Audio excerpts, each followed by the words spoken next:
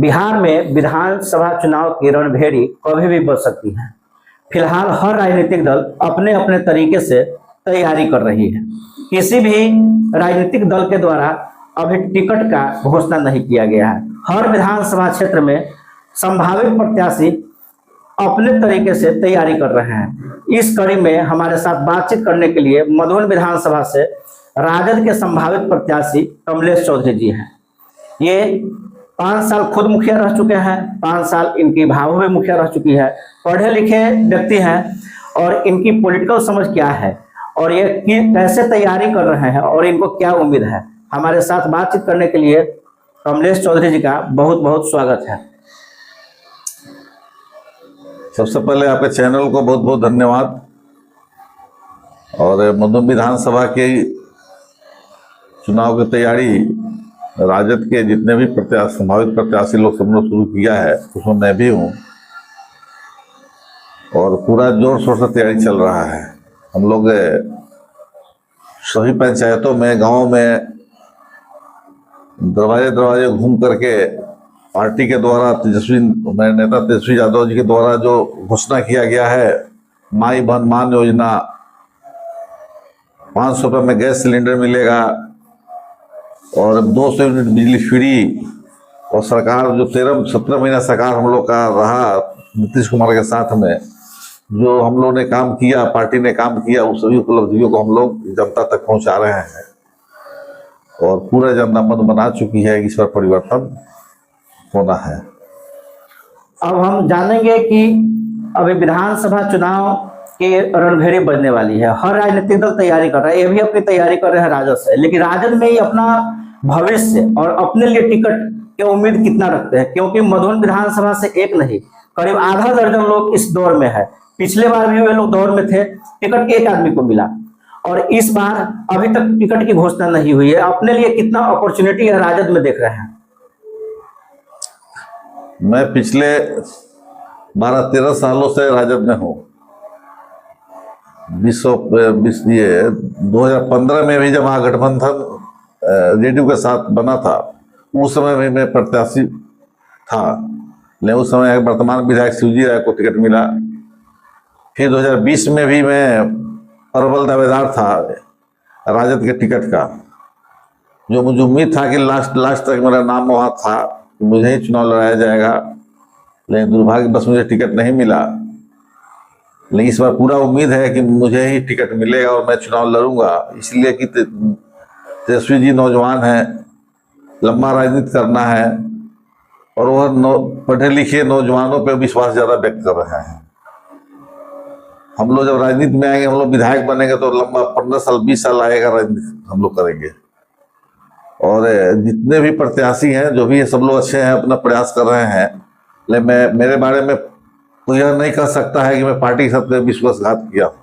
कोई पार्टी का कोई ब्लेम नहीं है। मुझे टिकट पिछले बार नहीं मिला, जो पूर्व प्रत्याशी हैं उनको टिकट मिला, उनके साथ में तन मन धन से पूरी ईमानदारी के साथ खड़ा रहा। पिछले बार जो माहौल था वह पिछले बार यह आरजेडी और मुझे टिकट देती तो 20,000 सीट वोट से हम लोग यहाँ चुनाव जीतते, लेकिन मदन जी को टिकट मिला, कुछ कारण बस चुनाव हार गए। और इस बार पूरा उम्मीद है कि पार्टी हम लोग विश्वास जताएगी। आपने कहा कि माई बहन योजना और बिजली फ्री, तो नीतीश कुमार अभी पेंशन की राशि 1100 कर चुके हैं और 125 यूनिट बिजली भी फ्री कर चुके हैं। फिर विश्वकर्मा योजना के तहत विश्वकर्मा पूजा के अवसर पर उन्होंने श्रमिकों के खाते में 5-5 हजार रुपये भेजा है और कई तरह की घोषणाएं लगातार हो रही है। महिलाओं के खाते में 10-10 हजार रुपये जीविका के माध्यम से जा रहा है। उनको व्यवसाय के लिए 2,10,000 रुपये का सरकार ने स्कीम लगाया है। तो नीतीश कुमार के सामने महागठबंधन कैसे टिक पाएगा? देखिए, नीतीश कुमार जी का कोई अपना विजन नहीं है, न एनडीए का कोई अपना विजन है। जब हमारे नेता ने घोषणा किया कि 200 यूनिट बिजली फ्री देंगे, तो उस दबाव में आकर उन्होंने 125 यूनिट बिजली फ्री देने का काम किया। वही नीतीश कुमार विधानसभा में बोलते थे कि बिजली फ्री संभव ही नहीं है देना। 400 से बढ़ाकर 1500 रुपया जो हमारे नेता ने घोषणा किया कि वृद्धा पेंशन, विधवा पेंशन दूंगा, उस दबाव में नीतीश कुमार और एनडीए सरकार ने 1100 रुपये किया। तो इनके पास कोई अपना विजन नहीं है। नीतीश कुमार इस चीज के लिए जाने नहीं जाते थे, लेकिन भाजपा के साथ में गठबंधन है तो उन्हें ये वोट ये लोग खरीद रहा है। 5-6 रुपया जो रुपया दे रहा है ये लोग, और ये 10,000 रुपया महिलाओं के खाते में लोग भेजने का काम करेगा, ये लोग वोट खरीद रहा है। चुनावी वर्ष जैसे खत्म होगा ये सारा स्कीम बंद हो जाएगा इन लोग के द्वारा। जिस तरह दिल्ली में हुआ, वहां पे जितना ये लोक कल्याणकारी योजना आम पार्टी के द्वारा चलाया जा रहा था उससे बढ़कर भाजपा ने घोषणा किया, लेकिन जैसे सरकार वहां भाजपा की बनी तमाम लोक कल्याणकारी योजनाएं वहां बंद कर दिया गया है। वही स्थिति बिहार में होने वाला है। बिहार में लंबे समय तक लालू यादव और राबड़ी देवी की सरकार रही और 20 वर्षों से नीतीश कुमार का सरकार है, जिसमें 3 साल देखिएगा तो राजद के साथ ही नीतीश कुमार मुख्यमंत्री रहे और 17 वर्षों तक भाजपा के साथ रहे। और बिहार में 15 वर्षों के शासनकाल को नीतीश कुमार आज भी कहते हैं कि वह दौर जब लोग याद करते हैं तो सिहर जाते हैं। क्या राजद इस मिथक को तोड़ पाएगा? वह दौर जिसे जंगल राज के नाम से जाना जाता है। जंगल राज का जो परसेप्शन है, नैरेटिव है, या तो सामंतियों द्वारा जो उन लोगों के द्वारा ये बनाया गया था, और जो लालू यादव ने सामाजिक न्याय का जो नारा दिया, सामाजिक छोटे लोगों को, कमजोर लोगों को, तब अल्पसंख्यक लोगों को उन्होंने आवाज दिया, मानसिक गुलामी से निकाला। यह समानतावादी जो सोच के लोग थे उनको ये पचा नहीं। जो बराबरी का जब अधिकार लालू यादव ने देने की बात किया उसको लोग जंगल राज बताया। जो बड़े लोग थे वो कभी नहीं चाहते थे मेरे बराबरी में जो साधारण लोग हैं, गरीब लोग हैं, गुरबा है या पिछड़ी जाति के लोग बैठे, तो लालू जी ने वो पूरा बराबरी का अधिकार दिलाया। इसको बड़े लोग नहीं पचा पाए, इसको उन्होंने जंगल राज बताया। और नीतीश कुमार को जब भाजपा भगा दिया था 2014 में, तो लालू जी के शरण में आए। अगर इतना ही खराब लालू जी थे तो क्यों हम लोग के साथ आए? और लगभग 3 साल सरकार में हम लोग के साथ रहे, डिप्टी सीएम बने रहे। तो जितना 15 साल में डेवलपमेंट नहीं करा पाए अपने सरकारों में, एनडीए के साथ जब सरकार थी उनकी, उतना 3 साल में डेवलपमेंट हुआ बिहार का। और उसी मंत्रालय में वैकेंसी आई, 5 लाख नौकरी मिला, या जितना डेवलपमेंट हुआ सिर्फ राजद के पास जो मंत्रालय था उसी में हुआ। बाकी जेडीयू के जो मंत्रालय था उसमें कोई से कोई डेवलपमेंट नहीं हुआ, सिर्फ वो लोग रूटीन वर्क अपना किया। और नीतीश जी का तो समय बीत चुका है, इसलिए नीतीश जी रहने कोई औचित्य नहीं है। पब्लिक मन बना चुकी है, इस बार नीतीश की विदाई तय है। आपने कहा कि सामंती, तो लालू यादव भी अति पिछड़ों गरीबों की राजनीति की उन्होंने, और नीतीश कुमार भी 20 वर्षों से गरीबों, अति पिछड़ों, दलितों और महादलितों की राजनीति कर रहे हैं। और लगभग 35 वर्षों से बिहार की सत्ता में अति पिछड़ों का ही प्रतिनिधित्व है, चाहे लालू यादव मुख्यमंत्री हो, चाहे राबड़ी देवी मुख्यमंत्री हो, चाहे नीतीश कुमार मुख्यमंत्री हो। फिर भी सामंती तत्व आज तक कैसे लोगों के जेहन में है, जबकि ये दोनों व्यक्ति गरीबों की ही बात करते हैं, अति पिछड़ों की ही बात करते हैं, दलित की ही बात करते हैं, महादलित की ही बात करते हैं। तो आप कैसे कह सकते हैं कि आज भी सामंती तत्व के लोग हैं, जबकि 35 वर्ष एक बहुत बड़ा लंबा सफर होता है। लालू जी और राबड़ी देवी सरकार में सामंतीवादियों का मनोबल गिर चुका था, सामंतियों को कुचला गया था। फिर से नीतीश कुमार तो एक मुखौटा है, पिछड़ी जाति के नीतीश कुमार को आगे करके मुखौटा बना करके जितने सामंतवादी सोच के जो लोग थे वो अप्रत्यक्ष रूप से शासन कर रहे हैं। इसलिए पिछड़ी जाति के दलित लोग कमजोर करने के लिए उन्होंने अति पिछड़ा बनाया, महादलित बनाया। और वह सोच था कि नीतीश कुमार को आगे करके अपना जो उनका जो पॉलिसी था, जो सामंतवादी मनुस्मृति को मानने वाले, सामंतवादी को मानने वाले जो लोग हैं उसको लागू करना था उनको। इसलिए नीतीश कुमार सिर्फ मुखौटा बना के रखा। इसलिए लालू यादव के जमाने में जो मानसिक गुलामी से जो निकाला गया और जो पिछड़ी जाति के लोगों को आजादी मिली, अधिकार मिला, फिर से नीतीश कुमार के सरकार में उन लोगों को अधिकार को छीन लिया गया और दबाया गया। नीतीश कुमार मुख्यमंत्री रहते, आपने कहा कि वे मुखौटा थे तो उन्होंने पंचायत चुनाव में 50% आरक्षण दिया महिलाओं के लिए। इसके अलावा अति पिछड़ा दलित और महादलित वर्ग को भी उन्होंने आरक्षण दिया। और महिलाओं को भी उन्होंने नौकरियों में आरक्षण दिया है, हर विभाग में आज महिलाएं देख रही है, तो आप कैसे नीतीश कुमार को मुखौटा कर सकते हैं? नीतीश कुमार ने आरक्षण दिए, अच्छा बात है। पंचायत में आरक्षण मिला, ये बढ़िया बात है। लेकिन नीतीश कुमार जो पिछड़ी जाति के साथ हकमारी की, उसमें भेद भी तो किए नहीं। इस बात से हम आपके इत्तेफाक नहीं रखते हैं। लालू यादव और कांग्रेस के सरकार में जिन लोगों को सरकारी दफ्तरों में जाना दुश्वार था, थाना में नहीं जा सकते थे, ब्लॉक में नहीं जा सकते थे, अंचल में नहीं जा सकते थे, जिला मुख्यालय तक नहीं जा सकते थे, लेकिन नीतीश कुमार ने आरक्षण के माध्यम से उन्हें सत्ता में भागीदारी दिलाई। और आप कैसे कह सकते हैं कि वो एकमात्र मुखौटा थे? नीतीश कुमार जब राजद के साथ रहते हैं तो बहुत बड़े विकास पुरुष होते हैं, वहीं जब राजद का साथ छोड़ देते हैं तो इतना उनमें अवगुण कहां से आ जाता है? नहीं, लालू जी के पहले जो स्थिति थी पूरे बिहार की, किसी भी कार्यालय में, तो वो थाना में चले जाइए, ब्लॉक में चले जाइए, जिला में चले जाइए, किसी की भी कार्यालय में सिर्फ पदाधिकारी के अलावा एक भी कुर्सी नहीं रहता था। जो गरीब तबके के लोग या पिछड़ी जाति के लोग या दलित लोग जाते थे, उनको सम्मान नहीं मिलता था। लालू जी जब मुख्यमंत्री बने तब पिछड़ी जाति के लोगों के लिए और या दलित और अल्पसंख्यक लोगों के लिए उन्होंने बोला सभी पदाधिकारियों के भी अपने कार्यालय में कुर्सी रखो, कोई भी हमारी जनता आ रही है तो पहले उस कुर्सी बैठाओ, तब उससे बात करो।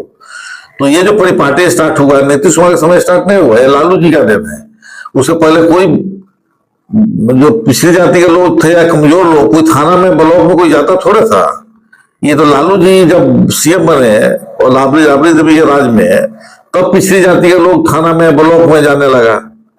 और उस समय लोकतंत्र में लोक हावी था, तंत्र कमजोर था।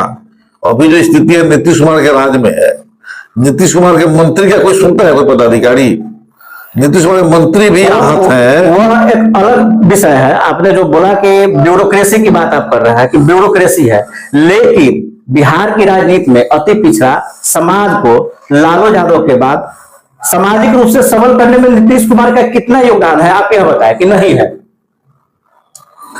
देखिए, लालू जी जिस काम के लिए मुख्यमंत्री बने थे, मानसिक गुलामी से निकालने के लिए, कमजोर लोगों को आवाज देने के लिए, उन्होंने अपना बखूबी काम किया। और नीतीश कुमार जब सरकार में आए तो मुझे लगता है जो पहला टर्म उनका रहा 5 साल का, वो लगभग ठीक ठाक रहा और डेवलपमेंट भी बिहार में हुआ। उसके पीछे भी यूपीए सरकार का देन है। जब नीतीश कुमार की सरकार बिहार में बनी और केंद्र में वहां यूपीए मनमोहन सिंह की सरकार थी, तो उस समय रेलवे मंत्री लालू जी हुआ करते थे, ग्रामीण विकास मंत्री हुआ करते थे, उद्योग मंत्री, भारी उद्योग मंत्री जमुनाथ झा हुआ करते थे। तो यूपीए सरकार में राजद और बिहार को बहुत प्रतिनिधित्व मिला था। और ये लोग मन माफिक पैसा वहां से लाया, ग्रामीण विकास मंत्रालय में हो या रेलवे में हो, तो पैसा जितना बिहार सरकार मांगी उससे ज्यादा उन्होंने दिया, इसलिए डेवलपमेंट हुआ। और श्रेय नीतीश कुमार जी लेते हैं। जब जितना रोड आप देख लीजिए, पूरा इंडिया से जितना बना है हम लोग बिहार में, वो सब यूपीए 1 का देन है, न कि नीतीश का देन है। 11 वर्षों से केंद्र में मोदी की सरकार है, जिसमें जदयू भी भागीदार है, और इस दौरान बिहार में काफी विकास की बात कही जा रही है। यह आप कितना बिहार के लिए शुभ मानते हैं और अच्छा मानते हैं? 11 वर्षों से कोई डेवलपमेंट हुआ है क्या? इतने एयरपोर्ट बने हैं, इतनी सड़कें बनी है, इतनी कनेक्टिविटी हुई है, बिहार में काफी विकास की बात कही जा रही है। यह आप कितना बिहार के लिए शुभ मानते हैं और अच्छा मानते हैं? 11 वर्षों से कोई डेवलपमेंट हुआ है क्या? इतने एयरपोर्ट बने हैं, इतनी सड़कें बनी है, इतनी कनेक्टिविटी हुई है, इतना बिजली लोग को मिल रहा है, यह विकास नहीं है? यह तो समय का परिवर्तन है। 20 साल पहले हम लोग के गांव में कितने लोग पास 4 व्हीलर हुआ करता था? बहुत तो धनी मनी हुआ करते, बड़े बड़े जमींदार हुआ करते थे, उनके पास मोटरसाइकिल मुश्किल से हुआ करता था। मोटरसाइकिल वाले का जितना महत्व था, आज स्कॉर्पियो रखने वाले का महत्व नहीं है। ये तो समय परिवर्तन हो रहा है, पूरे वर्ल्ड का डेवलपमेंट हो रहा है। ये नहीं, उसके साथ भारत का भी डेवलपमेंट हुआ है, बिहार का भी डेवलपमेंट हो रहा है। पहले का बजट कम था, आज बजट बढ़ा है, तो स्वाभाविक रूप से विकास दिखेगा। नहीं, मुझे लगता है यूपीए की सरकार होती तो ज्यादा तेजी से विकास होता। अच्छा, अंत में आपसे एक सवाल पूछेंगे, मधुबन के लिए आपका क्या विजन है? जब आपको पार्टी टिकट दे और जनता के बीच जब जब जाए तो आपका मधुबन के लिए क्या विजन होगा? सबसे पहला विजन मेरा मधुबन का होगा कि भ्रष्टाचार मुक्त मधुबन होगा। किसी भी कार्यालय में जो भ्रष्टाचार व्याप्त है, सभी कार्यालयों में, सभी विभागों में, राजस्व विभाग देख लीजिए या पुलिस विभाग देख लीजिए, स्वास्थ्य विभाग देख लीजिए, सभी में बिना पैसा का कोई काम नहीं होता है। जितने पदाधिकारी हैं, जितने कर्मचारी है, वे लोगों को याद ही नहीं रहता है कि पब्लिक के काम के लिए जो बहाली उनकी की गई है, सैलरी मिलता है उनको, तो वो याद नहीं रहता कि सैलरी भी उस काम के लिए मिलता है। उसको लगता है कि सैलरी सरकार से ही देती है। पब्लिक का कोई काम अगर है, जमीन का दाखिल खारिज है, थाना का पुलिस कोई केस वगैरह इंक्वायरी है, स्वास्थ्य विभाग में कोई काम है, उससे बदला में उसको लगता है कि नहीं, जब तक पब्लिक पैसा नहीं देगी तब तक वह काम नहीं हो पाएगा। तो उसको लगता है कि ओरिजिनल जो घूस है वही उसके लिए काम का मानक है। आप 5 काम गिनाए जो आप मधुबन के लिए सोच रहे हैं, जो मधुबन के विकास के लिए बेहतर है। सबसे पहला मेरा सोच है कि शिक्षा के विभाग में डेवलपमेंट होगा। पकड़ी जाल मंडल बन गया है तक वहां डिग्री कॉलेज नहीं है, वहां सबसे पहले डिग्री कॉलेज में बनवाने का प्रयास करूंगा। फेधारा में एक भी डिग्री कॉलेज नहीं है, ITI कॉलेज नहीं है, ANM कॉलेज यहाँ नहीं है। नहीं, पकड़े जाल में ANM कॉलेज खुल चुका है। हाँ, पकड़ी जाल में ANM कॉलेज खुला है, और जहां पे नहीं है वहां पे होगा। और स्वास्थ्य विभाग की स्थिति मधुबन में आज तक रेफरल हॉस्पिटल नहीं हो पाया, मैं रेफरल हॉस्पिटल बनवाने का प्रयास करूंगा।